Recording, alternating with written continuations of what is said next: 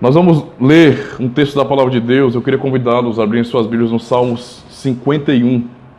Esse texto também está bem relacionado com a pregação dessa manhã. Salmo 51. Vamos ler apenas do verso 1 ao 7.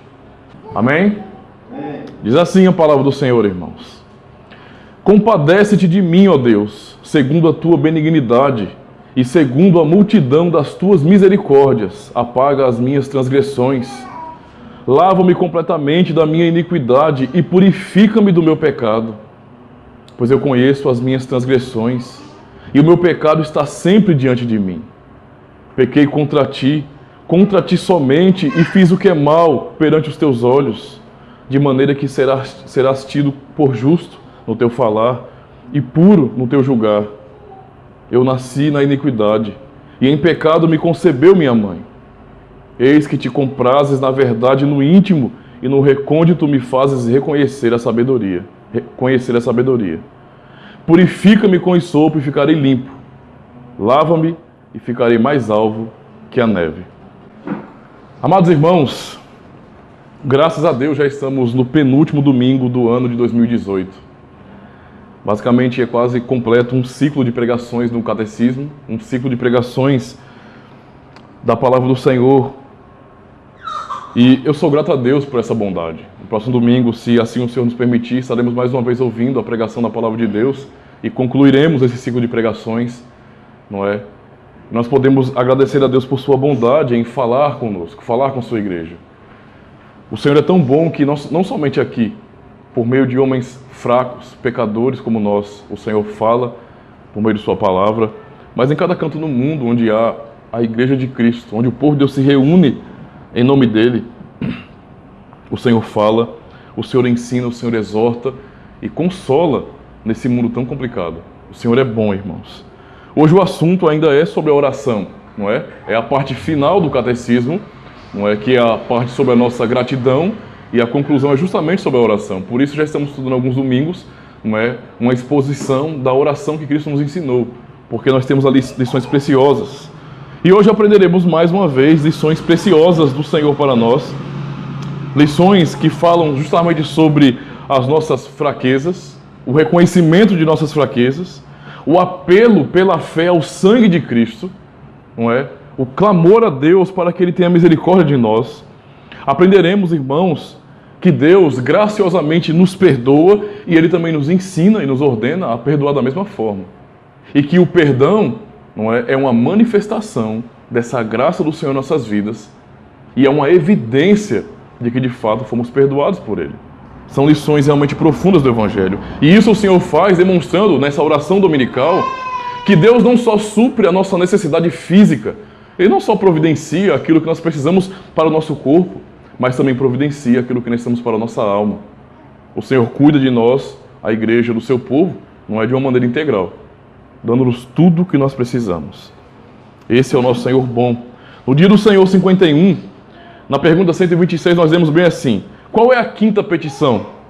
E a resposta: e perdoa-nos as nossas dívidas, assim como nós temos perdoado aos nossos devedores. Isto é, que por causa do sangue de Cristo, não nos imputes, pecadores desgraçados que somos, nenhuma das nossas transgressões, nem o mal que ainda persiste em nós. E que também encontremos em nós essa evidência da tua graça, que estamos plenamente determinados de todo o coração a perdoar nosso próximo. Veja como o catecismo trata a questão do perdão. O perdão é uma evidência da graça de Deus. É uma evidência de que de fato nós somos perdoados. Essa é a evidência. Não é compatível com a fé, não é compatível com a vida cristã o reter o perdão. Nós vamos ler texto da palavra de Deus ainda. O texto principal da pregação de hoje é o texto de Mateus, o Evangelho de Mateus, capítulo 18. Evangelho de Mateus, capítulo 18, onde Cristo ensina isso de maneira clara. Vamos ler do versículo 21 ao 35.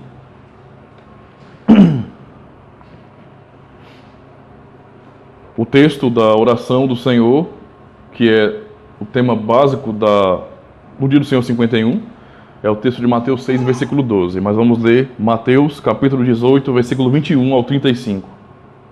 Amém? Diz assim a palavra do Senhor. Então Pedro, aproximando-se, lhe perguntou: Senhor, até quantas vezes meu irmão pecará contra mim, que eu lhe perdoe? Até 7 vezes? Respondeu-lhe Jesus: Não te digo que até 7 vezes, mas até 70 vezes 7. Por isso, o reino dos céus é semelhante a um rei que resolveu ajustar contas com os seus servos. E passando a fazê-lo, trouxeram-lhe um que lhe devia 10.000 talentos. Não tendo ele, porém, com que pagar, ordenou o Senhor que fosse vendido ele, a mulher, os filhos e tudo quanto possuía, e que a dívida fosse paga. Então o servo, prostrando-se reverente, rogou: Sê paciente comigo e tudo te pagarei. E o senhor daquele servo, compadecendo-se, mandou-o embora e perdoou-lhe a dívida. Saindo, porém, aquele servo, entrou um dos seus conservos, que lhe devia 100 denários, e agarrando-o, sufocava, dizendo: Paga-me o que me deves.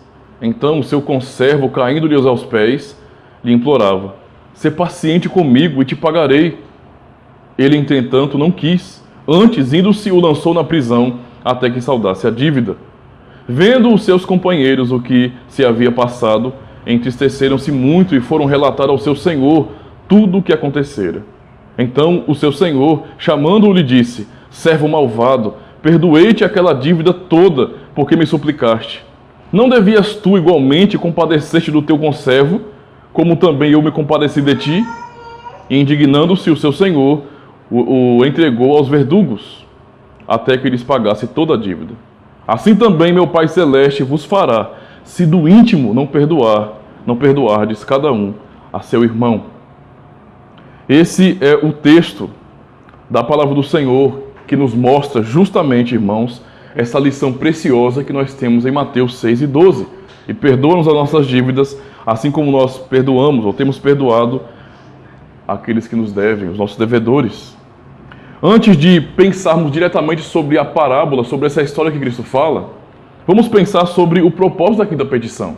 Porque o propósito está justamente demonstrado aqui, não é? Aplicado de uma maneira bastante simples para entendermos. Quando nós observamos, irmãos, o objetivo claro na palavra de Cristo, não é? O ensino que ele nos dá na sua oração dominical, tanto podemos ver o reconhecimento, não é? O que ele nos ensina sobre os nossos pecados, nós podemos perceber justamente isso. Essa oração para que Deus nos perdoe, para que Ele tenha misericórdia de nós, é a oração que nos ensina a reconhecer que pecamos. Pessoas que não reconhecem os seus pecados de verdade, não fazem isso de coração. Elas não têm consciência real de pecado e, portanto, não pedem perdão a Deus de verdade. Elas podem até fazer isso por uma questão de tradição religiosa, né? Isso nós conseguimos aprender, qualquer um consegue aprender. Mas não é uma coisa real. E Cristo quer nos ensinar justamente isso, que nós devemos reconhecer que nós somos pecadores. O Senhor também nos ensina que nessa quinta petição, que o modo de viver de quem pede perdão a Deus deve ser um modo de viver perdoador também. Então está completamente ligado o perdão de Deus com o perdão que nós praticamos. Isso não pode ser desligado. Então é um princípio bastante claro e é profundo.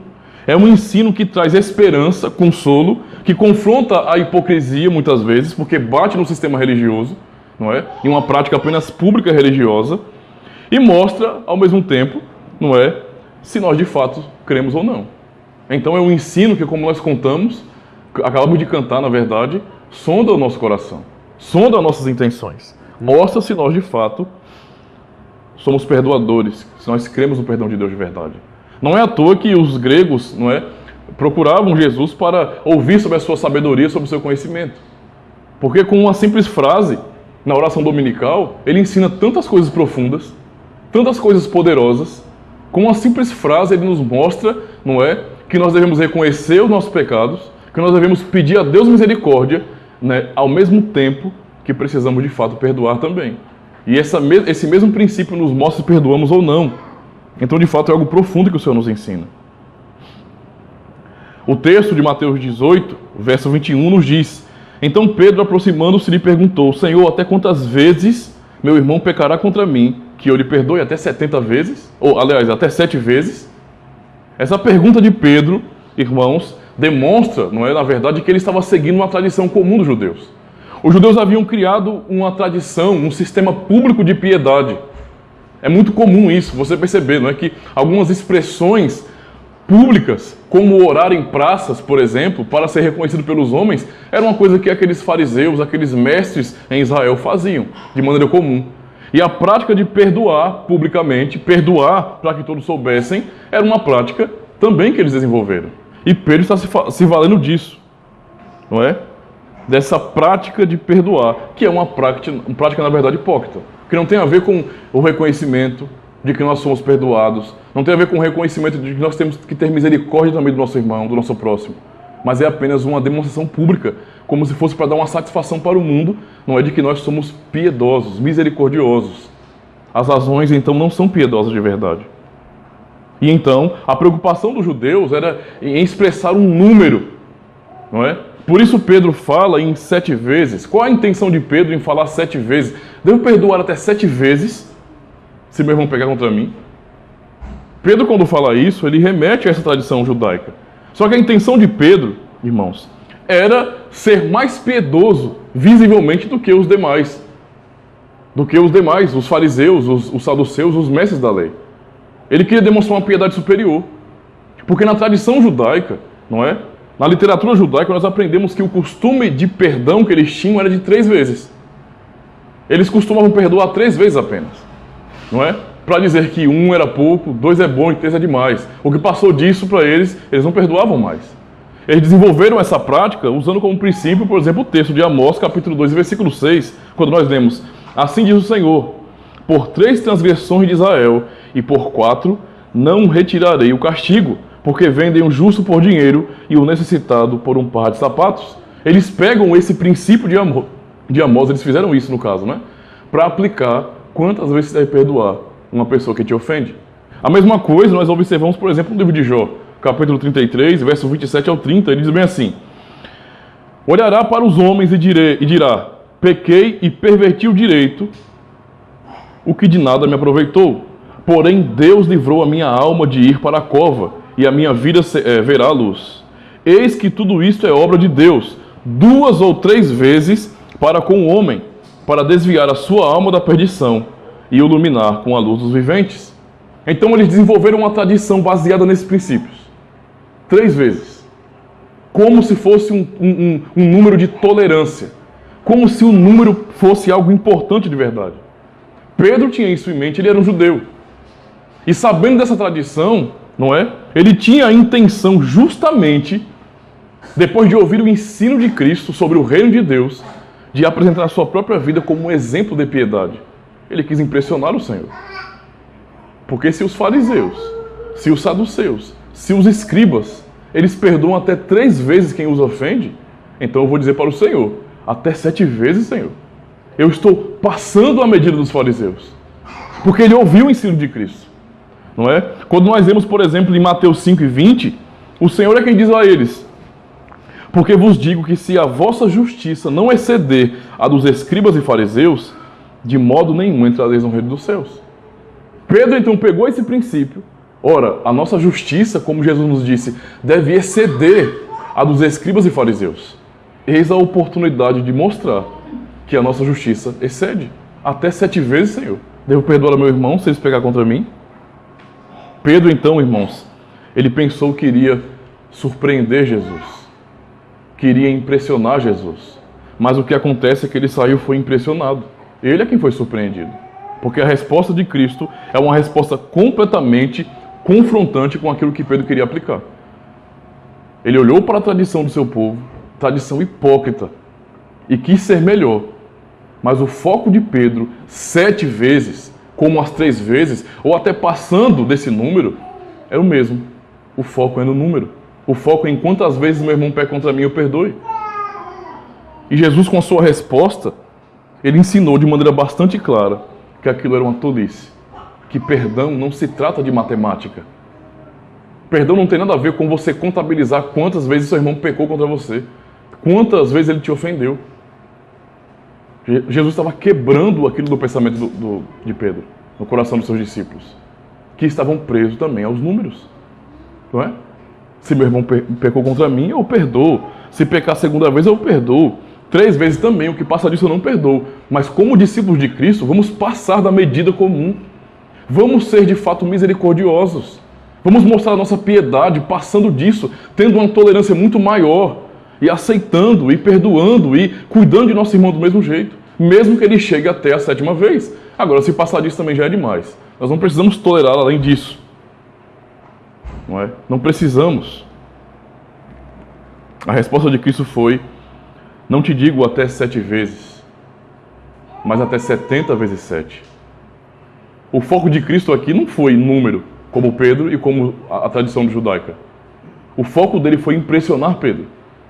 Porque se Pedro já estava entendendo que 7 vezes era um número muito elevado, que excedia em muito o padrão determinado pelos escribas e fariseus, Jesus, com 70 vezes 7, humilhou a consciência de Pedro. Percebe? Ele poderia ficar completamente escandalizado com aquelas palavras. Oxe, 70 vezes 7 quer dizer que não tem limite para o perdão? Quer dizer que eu tenho que perdoar sempre? Isso passou da conta e muito. E assim Cristo quebra esses princípios tolos. Imaginem a cara de Pedro, irmãos, diante das palavras de Cristo. Pasmado. Não é? O que ele esperava ouvir de Cristo? Talvez que o Senhor olhasse para ele e falasse assim: muito bem, meu discípulo, você está aprendendo direitinho, não é? Você é meu orgulho, isso é um exemplo de discípulo. Toma aqui uma estrelinha de bom apóstolo.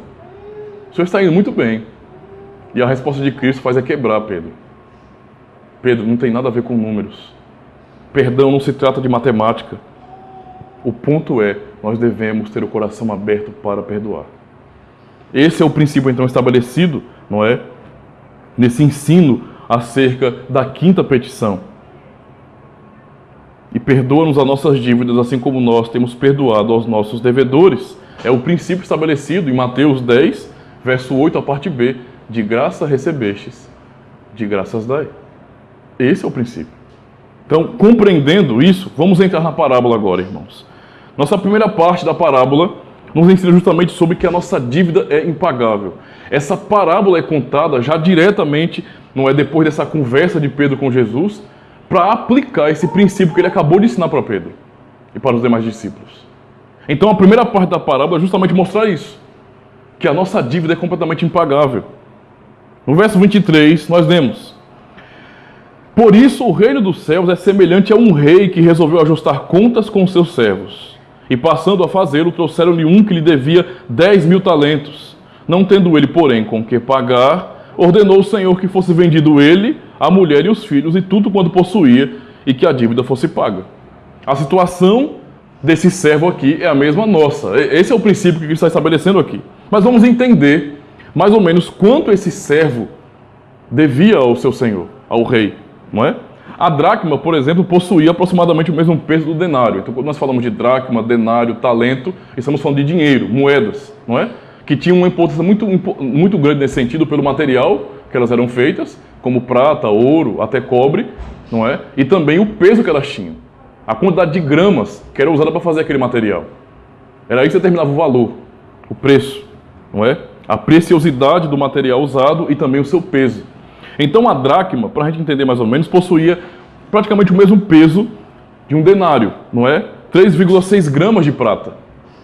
Era assim que uma dracma era feita. Enquanto que a libra, por exemplo, era equivalente a 100 dracmas. É para a gente ter uma noção de proporção, não é? Então nós temos aqui a noção da dracma, do denário e da libra, que valia muito mais do que isso. Não é? Aí ele diz bem assim, ou seja, 360 gramas de prata ou 0,36 quilogramas. Um talento, agora entendendo o que é dracma, não é? Denário, gramas de prata nesse sentido, o valor dessas moedas, vamos falar sobre o talento. O talento é uma moeda muito mais valiosa, não é? Não só pelo peso, pela quantidade de gramas de prata, mas também pelo próprio material usado, como era confeccionado, era uma coisa muito mais bonita de se ver, era o que tinha mais valor, claramente. Então você tinha um peso, não é? Tinha muito mais valor atribuído àquela moeda. Um talento era uma moeda muito valiosa. E é justamente sobre talento que o texto está falando, demonstrando o grande valor, não é, que aquele servo devia, irmãos. O talento, por sua vez, então, era equivalente a 6.000 dracmas. Ou seja, era um valor gigantesco em cima daquelas moedas de pouco valor. Valia muito. E observando o valor então de uma dracma, de um talento, comparado nesse sentido às dracmas, aos denários, equivalia a 21.600 gramas de prata. Era muito maior, era uma moeda muito mais cara. Agora multiplica esse valor de um talento por 10.000. Então você percebe que tem um valor pequeno em denários, em dracmas, e um valor muito elevado em um talento. Esse servo devia 10.000 talentos. Era dinheiro demais. Dinheiro demais. A equivalência disso, baseado nos preços da época, irmãos, chegava a 216.000 quilos de prata. Era uma dívida completamente impagável. Esse homem deveria trabalhar mais de 5.000 dias só para esse senhor para pagar essa dívida. Ele era um servo. Era uma dívida completamente impagável. Então, esses valores aqui na parábola têm uma importância. A ideia é mostrar para os discípulos e para nós hoje também, não é, o grande valor que o servo devia e que era uma dívida completamente impagável. Ele quer de fato chocar a mente dos seus discípulos, mostrando que era impossível que aquele servo pagasse a sua dívida. É isso que ele quer marcar no coração dos seus discípulos. Não havia então o que fazer. A ideia de Cristo aqui é que aquele servo estava perdido. Estava completamente acabado aquele servo. Ele não tinha condições de pagar, de forma nenhuma. Era impossível pagar tal dívida. Dinheiro demais. E então, essa dívida deu todo o direito àquele senhor, àquele rei, de fazer o que quisesse com aquele servo. Ele poderia destruí-lo, ele poderia fazer o que ele quiser com ele, porque ele nunca poderia pagar a sua dívida. Então vejam onde Cristo quer levar os seus discípulos. E a sentença que o texto nos registra é uma sentença terrível, irmãos. Pensarem no versículo 25, quando ele diz: não tendo ele, porém, com o que pagar, ordenou o Senhor que fosse vendido ele, a mulher, os filhos e tudo quanto possuía, e que a dívida fosse paga. Todos seriam vendidos. Eles perderiam a liberdade deles. Eles perderiam as propriedades deles. Seriam vendidos como escravos. Era uma dívida terrível, era uma pena terrível. Principalmente para um judeu, perder a liberdade, ver os seus filhos e a sua esposa sendo vendidas, ele também. Para um judeu, isso aqui era pior do que a morte. Era uma humilhação muito grande. Não é? Imagine ele ter que ver os seus filhos sendo vendidos como escravos. E naquele contexto, se sua esposa fosse formosa, e se ele tivesse filhos e fossem formosas também, o que poderia acontecer, provavelmente, é que elas poderiam ser vendidas a partir dos seus senhores lá, que comprariam, como escravas sexuais, como prostitutas. Então imagina o terror na mente de um homem. Eu devo demais ao rei e é impossível que eu pague, e agora ele me condenou. Tudo que eu tenho vai ser vendido, vai ser perdido. Eu serei vendido, meus filhos e minha esposa serão vendidos também. Isso de fato era uma dívida terrível e era uma punição terrível, mas não era nada surreal, porque era comum e eles sabiam que era isso. Naquele período, isso era comum. Se você não pagasse o que você deve, você ia ser vendido como escravo. Não é? E quem pudesse pagar, ou pelo menos passasse algum tempo como escravo, pela quantidade da dívida e conseguisse quitar essa dívida, era livre. Esse homem nunca ia ser livre, se fosse vendido. Essa era a punição que Cristo estava ensinando que aquele servo que contraiu essa dívida merecia. Perder tudo. Aquele homem era como Adão, irmãos. Não é? Ele contraiu a dívida, mas toda a sua família iria pagar. Exatamente como Adão. Ele é que fez a dívida, mas todos os seus seriam condenados. Jesus estava ensinando que essa é a nossa condição diante de Deus. O ponto aqui é infundir na mente dos seus discípulos que eles pudessem pensar em que a nossa situação diante de Deus é exatamente essa. Estamos diante do Senhor com uma dívida eterna, impagável, e Ele tem todo o direito de nos dizer essas palavras aqui. Essas palavras de condenação. Então nós não podemos dizer que o Senhor está sendo cruel demais, duro demais, ou que Ele está sendo injusto, tal como aquele servo não podia dizer nada para o seu Senhor. Aquele servo não teria como dizer: o rei está sendo injusto, o rei está sendo mau, a pena é dura demais. Ele não podia dizer nada, porque ele devia. Da mesma forma, quando o Senhor diz que vai lançar pessoas no lago que arde com fogo e enxofre, ninguém tem o que dizer com relação a isso. Ninguém tem moral, autoridade para dizer coisa nenhuma, porque a nossa dívida é essa. A dívida da humanidade é uma dívida eterna, impagável. É o mal que fizemos contra ele, e ele, como Rei Todo-Poderoso, tem todo o direito, porque nós o desobedecemos, porque nós devemos a ele. É isso que Jesus está dizendo aos seus discípulos. E qual foi a atitude desse servo, então, ao reconhecer o terror de sua dívida e da punição que o rei prometera, que o rei determinou para ele? A sua atitude foi uma só, no verso 26. Então, o servo, prostrando-se reverente, rogou: sê paciente comigo e tudo te pagarei. O que o servo fez, não é? Ele não podia reclamar. Ele não podia dizer: o Senhor está sendo injusto. Tudo que ele podia fazer era se dobrar e pedir misericórdia. Tem misericórdia. Mas o servo ainda pediu misericórdia de maneira bastante iludida. Tem misericórdia de mim, tudo te pagarei. Cristo já disse para os seus discípulos, com o ensino da parábola: é impossível de pagar. Não dá. Você vai morrer e essa dívida não vai ter sido paga. São toneladas de prata que você deve. Vai trabalhar a vida todinha como escravo, vendo seus filhos sendo escravizados, vendo as pessoas fazendo o que quiserem com eles, com sua esposa, e não vai pagar isso. Mas ainda assim, ele iludido, não é? Tudo eu vou te pagar, só me dê tempo. Mas qual foi a atitude do Senhor, do rei? O rei não levou em consideração o que o servo pediu, ou o que ele prometeu. Ele não levou em consideração que o servo tinha prometido: eu vou pagar tudo, se o Senhor me der tempo. Porque ele sabia que não havia tempo para pagar. O rei, pelo contrário, mostrou misericórdia, perdoou aquele servo. No verso 27 nós vemos bem assim: e o senhor daquele servo, compadecendo-se, mandou-o embora e perdoou-lhe a dívida. O que acontece aqui é que o rei perdeu toneladas de prata. Quando o rei perdoou aquele servo, ele abriu mão, ele perdeu toneladas de prata. Um tesouro de prata. Foi o que ele fez. E aqui nós aprendemos, irmãos, que o perdão é misericórdia. É a pura misericórdia. É a razão. Não é? A misericórdia é a razão do perdão. É você perder de verdade. É como o rei está fazendo aqui na parábola de Cristo. O rei perdeu. Veja que o rei tem direito.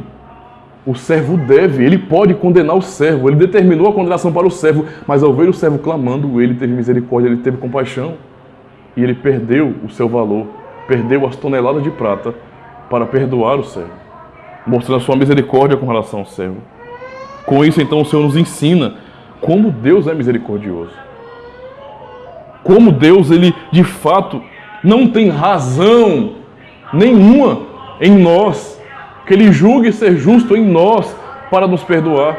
Jesus então nos ensina que Deus, irmãos, como aquele rei, tem todo o direito de nos destruir, de mandar nosso corpo e alma para o inferno. Mas o que ele fez foi algo completamente contrário. E apesar de nosso pecado, ele nos perdoa. Esse é o ensino de Cristo. E é uma coisa muito profunda aqui para nós.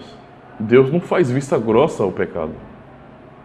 O ponto aqui não é que Deus deixa para lá, porque ele não deixa. O ponto aqui é que Deus não finge que o pecado não aconteceu. Ele não varre a sujeira para debaixo do tapete. Ele não passa um pano. E esse é o ponto. Nós, seres humanos, por nossa injustiça, queremos fazer isso.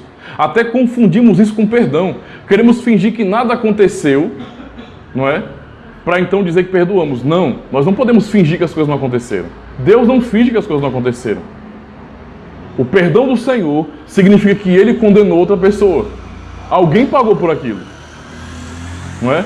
E o ponto aqui é que Deus, não varrendo a sujeira para debaixo do tapete, condenou seu próprio filho. Isso é perdão de verdade. Isso nos ensina um princípio muito importante, não é? Às vezes nós pensamos que perdão em nossas vidas é simplesmente dizer bem assim: olha, eu vou esperar não sei quanto tempo, anos e anos da minha vida, até que a minha ira se apazigue contra meu irmão. Talvez você morra e isso nunca aconteça. se formos esperar em sentir uma coisa boa, muito boa em nosso coração, em ter sentimentos completamente bons, sarados com relação ao meu irmão, talvez morramos e isso não aconteça nunca. Nós não podemos fingir que não aconteceu o mal, o pecado. Dói, mas mesmo doendo, eu digo, eu abro mão. Isso é perdão de verdade. É duro, é difícil, mas isso é perdão. Significa que nós estamos abrindo mão do nosso direito. Humanamente falando, eu tenho direito, não é, de sentir ira até contra meu irmão, humanamente falando, não é? Eu tenho razão quando eu fico pé da vida, né? Eu fico mal, fico realmente irritado, não é? Usando esses linguajares, fico irritado com aquilo que de repente alguém faz contra a minha vida, talvez um irmão da igreja, certo? E eu não posso fingir que isso não aconteceu. Doeu, ainda dói, eu vejo a ferida, a cicatriz, e eu não posso fingir que isso aqui não é real. Sabe? As pessoas têm procurado hoje, por exemplo, não é? E já existe até tratamento para isso, né? Tratamento, clínicas de hipnose. É engraçado isso aí, né? É bem interessante, na verdade, mas chega a ser engraçado e patético. É patético isso, irmãos. Completamente patético. Eu ir para um ambiente para que eu aceite que minha mente seja iludida. Eu sei, eu tenho consciência daquilo. Mas eu prefiro que minha mente seja iludida do que encarar os meus problemas. Essa é a realidade. Eu estou buscando um tipo de hipnose na minha própria vida se eu, não é, quiser fingir que nada aconteceu. Porque aconteceu, eu não posso mentir para mim mesmo. E é justamente sentindo a dor que eu abro mão. Porque foi isso que o rei fez. Ele não fingiu que não havia dívida. Ele viu a dívida, tanto é que ele mandou condenar. Mas quando viu o servo pedindo misericórdia, se compadeceu do servo, então ele perdeu. O seu direito foi declarado aqui. Não é? O que você vai ter que fazer agora? O que vai acontecer com você, porque você me deve? Você vai ser vendido, sua mulher vai ser vendida, seus filhos vão ser vendidos. Toda a sua propriedade vai ser vendida. E tudo terá um retorno para mim. Porque você me deve. Mas quando viu o servo prostrado, perdoou, teve compaixão, abriu mão do seu direito. Cristo quer de fato imprimir em nosso coração como discípulos dele algo realmente profundo sobre a misericórdia de Deus, sobre o perdão de Deus, não é? Para que ele nos perdoasse, e o seu perdão é verdadeiro, ele levou o seu filho a ser condenado por nós. É isso que nós lemos, não foi uma coisa, veja, não foi uma coisa de graça. Nós recebemos misericórdia pela graça, mas isso custou algo muito caro. Eu não sou salvo de graça, nós somos salvos pela graça e não de graça. Graciosamente recebemos a bênção do Senhor, a sua misericórdia, mas ele pagou um preço alto, levando o seu filho à cruz. É por isso que quando nós olhamos para o Evangelho, nós lemos: aquele que não conheceu o pecado, o fez pecado por nós, para que nele fôssemos feitos justiça de Deus. Segundo aos Coríntios 5 e 21. E ainda, levando ele mesmo em seu corpo os nossos pecados sobre o madeiro, para que, mortos para os pecados, pudéssemos viver para a justiça, e pelas suas feridas fostes sarados. 1 de Pedro 2 e 24. E ainda, todos nós andávamos desgarrados como ovelhas, cada um se desviava pelo seu caminho, mas o Senhor fez cair sobre ele a iniquidade de nós todos. Isaías 53, versículo 6. Teve um preço altíssimo. Deus, nesse sentido, abriu mão de alguma coisa. Deus, então, submeteu-se ao sofrimento. Seu filho foi enviado para provar morte, sofrimento, ira de verdade, irmãos. Custou algo, foi duro. Ele não fez vista grossa ao pecado. Agora, imaginem, nessa parábola, o que Jesus queria ensinar aos seus discípulos. Aquele servo que acabou de ser perdoado ao sair daquele ambiente. Imagina o que tinha na mente dele naquela hora. Imagina a sensação de alívio. Porque há poucos minutos eu recebi o decreto do rei de que eu iria perder tudo na minha vida. Todos os meus bens. Mas isso é besteira, eu poderia perder os meus bens, eu perderia a minha liberdade. Mas eu ainda poderia suportar a minha liberdade. A minha esposa perderia a sua liberdade, eu perderia minha esposa, meus filhos. Eu perderia absolutamente tudo. Há minutos atrás a minha vida estava acabada. E agora o rei me deu perdão. Mandou embora e disse: a minha dívida está perdoada. Eu não devo mais nada. Como é que pode uma coisa dessas? A sensação de alívio. Só que o que intriga nessa história, nessa parábola, é que apesar de receber tamanho perdão, quando ele tem a oportunidade também, quando encontra um conservo dele, não é essa atitude que vemos. Ele acabou de receber misericórdia, mas ele não vai praticar a misericórdia. Ele recebeu de graça, mas ele não quer dar de graça. É a atitude terrível que nós vemos naquele servo. O recém-perdoado, o recém-liberto. No versículo 28 nós lemos: saindo, porém, aquele servo encontrou um de seus conservos que lhe devia 100 denários. E agarrando-o, sufocava, dizendo: paga-me o que me deves. Então o seu conservo, caindo-lhe aos pés, lhe implorava: sê paciente comigo e te pagarei. Ele, entretanto, não quis. Antes, indo, lançou-o na prisão, até que saudasse a dívida. Olha a atitude desse servo. Quanto devia aquele conservo para ele? Vamos fazer uma comparação de dívidas. Ele devia 10 mil talentos, toneladas de prata. Toneladas. E o rei lhe perdoou.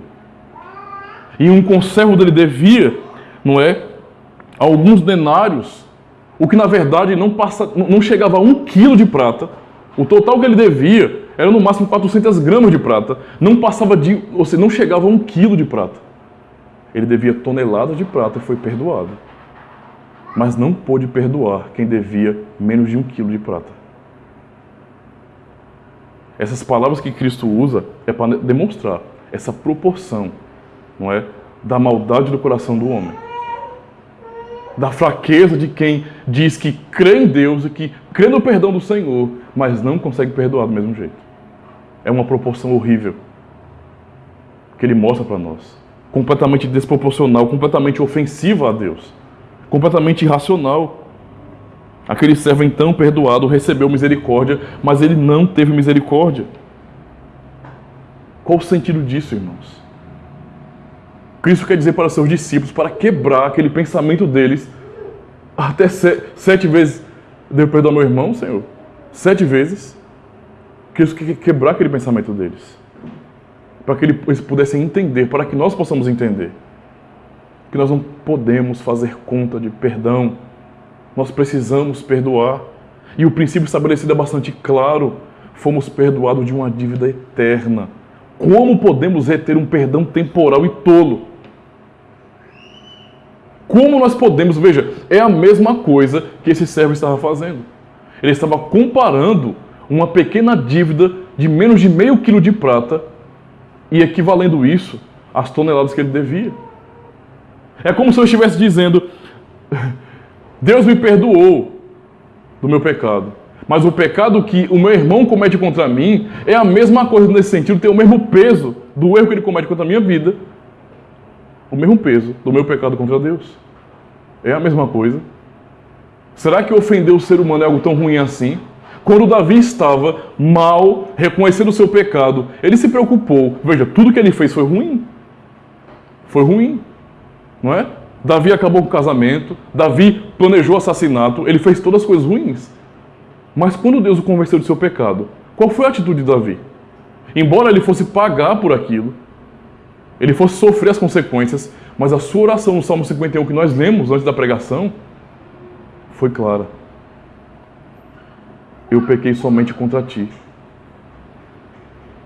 Eu fiz o que era mal aos teus olhos. A minha preocupação é o meu pecado contra Deus. Não é simplesmente, não é, a ofensa ao meu semelhante. Se eu estou preocupado apenas com o meu próximo nesse sentido, não, eu resolvi esse problema. Não, eu tenho que pensar em Deus. O ponto é em Deus, é porque Ele disse, não é porque a sociedade disse, não é porque os princípios morais, éticos que nos regem diz, é a lei, é Deus que está dizendo, eu estou ofendendo a Ele, e não a regra geral. É a Ele. É por isso que está dizendo de maneira bastante clara: se nós não perdoamos o nosso irmão, independente de quantas vezes ele não perdoou, ele pegou contra nós estamos equivalendo isso. Rejeitando que nós somos perdoados de uma dívida eterna. De uma dívida eterna. E com esses princípios, o Senhor nos ensina algo muito importante para nós.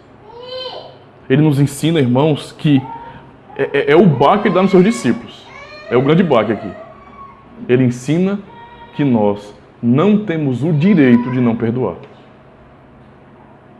Nós não temos o direito de não perdoar. A razão está justamente no versículo 31 ao 35, quando ele diz: vendo os seus companheiros o que se havia passado, entristeceram-se muito e foram relatar ao seu senhor tudo o que acontecera. Então o seu senhor, chamando-lhe, disse: servo malvado, perdoei-te aquela dívida dívida toda porque me suplicaste. Não devias tu igualmente compadecer-te do teu conservo, como eu me compadeci de ti? Não é?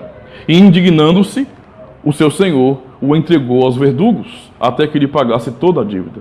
Assim também meu Pai Celeste vos fará, se do íntimo, não perdoardes cada um a seu irmão. O Senhor está dizendo: vocês não têm o direito de não perdoar. Os fariseus, os hipócritas, é que arrogam para si o direito de não perdoar. Eles dizem 3 vezes: se passar das 3 eu não perdoo mais. Eles dizem: nós temos o direito de não perdoar. Mas Cristo está dizendo: vocês não têm o direito de não perdoar. Por quê? Porque vocês foram perdoados de uma dívida eterna, de algo que vocês nunca poderiam pagar. Vocês nunca poderiam dar nada pela vida de vocês. Vocês nunca poderiam satisfazer a ira de Deus com a vida de vocês. Jamais. A dívida é eterna. Vocês não têm esse direito. E com isso ele diz, como a reação desse rei da parábola, ele está dizendo que a ira de Deus se acende contra todos aqueles que não perdoam. Não, mas eu fui muito ofendido, pastor. Eu fiquei muito mal com isso. Sim, você ficou, e você não tem que negar isso não. Você tem que admitir, tem que chorar, vai doer. E talvez doa a vida toda, porque nós somos fracos. Mas o ponto é, nós não temos o direito de, por causa disso, dizer eu não perdoo. De todo o meu coração eu não perdoo. Eu preciso perder, nem que seja com lágrimas, mas eu perdoo. Esse é o testemunho da igreja. E não existe um outro caminho para o cristão. É por isso que está ensinando isso para nós. A ação do rei foi irar-se. Como é que pode? Eu perdoei esse servo. Ele me devia 10.000 talentos. Eu tive misericórdia. Ele também não deveria ter misericórdia do seu conservo. Mas o que ele fez? Lançou-o na prisão e ele fez sofrer por causa disso. O resultado é que aquele servo foi condenado pelo seu senhor. Condenado. Não perdoar é uma ofensa a Deus. É uma ofensa. Quando nós não perdoamos, nós estamos dizendo com a nossa atitude de não perdoar que o preço pago por Cristo na cruz não foi uma coisa tão grande assim. Estamos fazendo pouco do que Ele fez por nós. Tal como aquele servo fez pouco da misericórdia do seu Senhor. Comparando aquilo que foi o perdão do seu Senhor, dos 10.000 talentos, com nada. Dizendo que é a mesma coisa, que é algo pequeno, que não tem tanto valor assim. Se nós não perdoarmos, irmãos, o ponto é justamente esse. É por isso que nessa oração dominical, quando Cristo diz, no versículo 12, e perdoa-nos as nossas dívidas, como temos perdoado aos nossos devedores, quando conclui a oração, no versículo 13, ele vai e diz no versículo 14, já emendando na oração, no versículo 14, no mesmo contexto, ele fala de maneira bastante clara: porque se perdoardes aos homens as suas ofensas, também o vosso Pai Celeste vos perdoará. Se, porém, não perdoardes aos homens as suas ofensas, também vosso Pai vos perdoará. Não vos perdoará as vossas ofensas. Ele está deixando bastante claro o princípio aqui. É o mesmo ensino. Se nós não perdoamos, não temos perdão. A prova de que nós não fomos perdoados, de que nós não cremos que fomos perdoados, é não conseguir perdoar. Eu só posso dar aquilo que eu recebi. O que eu recebi de graça, eu não posso cobrar, irmãos. O que eu recebi de graça, pela graça de Deus, eu não posso cobrar as pessoas. Esse é o ponto aqui. Se Deus, por sua misericórdia, olhou para nós e nos perdoou enviando seu Filho, nos substituindo, se Deus nos abençoou nos perdoando, nós não temos o direito de cobrar perdão de ninguém. Porque Ele não cobrou isso de nós, Ele cobrou isso do Seu Filho. Precisamos olhar para o Evangelho, olhar para Cristo, sermos constrangidos por essa verdade. Nós não perdemos mais do que Deus. A ofensa que nós sofremos não foi maior do que a que Ele sofreu. Nós não suportamos um sofrimento maior do que Ele suportou. Ele se entregou ao sofrimento por nós de verdade, irmãos. Essa é a grande questão. Quando nós não perdoamos, demonstramos que nós somos ingratos, que nós somos incrédulos. É isso que está envolvido a falta de perdão. Que nós não temos misericórdia. E tudo que nós não podemos expressar em nossa vida é porque nós não temos. Não temos. Se nós não amamos é porque nós não temos amor em nossa vida. Essa é a razão. Precisamos verdadeiramente perdoar. Nós podemos concluir então com o ensino de Cristo, que a quinta petição nos ensina que devemos reconhecer justamente que nós somos como aquele servo pecador, como aquele servo que deve demais e que não pode pagar. Somos miseráveis. Não podemos nos livrar dessa maldição de jeito nenhum. Mas Deus misericordioso nos perdoou. E Ele quer nos levar justamente ao reconhecimento disso e a sinceramente pedir a Ele misericórdia. Senhor, tem misericórdia de mim. Tem misericórdia de mim. Eu reconheço que eu não tenho condições de pagar ao Senhor, que nada que eu faça nesse mundo pode mudar nada, pode te agradar, substituir nada. Eu reconheço que eu não tenho condições, por isso tem misericórdia de minha vida. Esse mandamento, esse princípio da oração nos ensina justamente a rogar e a lembrar do sangue de Cristo. Senhor, o teu Filho derramou o teu sangue por mim, me perdoa. Cristo não morreu na cruz em vão. Seu sangue estava sendo derramado, nós confiamos que aquele sangue derramado foi por nós, foi para nos substituir. Essa é a certeza, essa é a segurança que nós temos nele. Devo reconhecer isso. E aprendemos que da mesma forma, nós precisamos abrir o nosso coração e perder. Do contrário, nós não podemos orar, falar o que o salmista diz no Salmo 143, no verso 2, quando ele diz: não entres em juízo com o teu servo, porque à tua vista não há justo nenhum vivente. Nós não podemos dizer a Deus: Senhor, tem misericórdia de mim, porque eu sou pecador como qualquer homem neste mundo. Veja, Senhor, todos são pecadores. Se o Senhor for considerar o pecado, se o Senhor levar em conta o pecado de todos nós, todos pereceremos, então tem misericórdia de mim. E na mesma hora, quando o meu irmão peca contra mim, não. De forma nenhuma. Eu acabei de dizer a Deus: tem misericórdia. Pedir aos prantos ao Senhor: tem misericórdia de mim. E agora, no mesmo momento, eu estou dizendo: eu não perdoo você. Você é mau. Isso não tem cabimento, isso não tem sentido. E esse é o ensino de Cristo aos seus discípulos, irmãos. Devemos sinceramente orar, reconhecer isso diante do Senhor. Mas precisamos, a partir disso, de todo o nosso coração, perdoar. Hoje temos que aprender o princípio que isso nos ensina. Precisamos aprender a perder. Abrir mão do nosso direito muitas vezes, mesmo sofrendo. Cristo nunca disse que seria fácil. Ele nunca disse que nós precisaríamos fingir nada. Temos que encarar a dor, sim. Choraremos. Vai doer. Suportaremos pesos terríveis muitas vezes. Mas por amor aos nossos irmãos, por amor à igreja de Cristo que Ele tanto ama, a quem Ele perdoou, nós precisamos também, à semelhança de nosso Senhor, perdoar do mesmo jeito.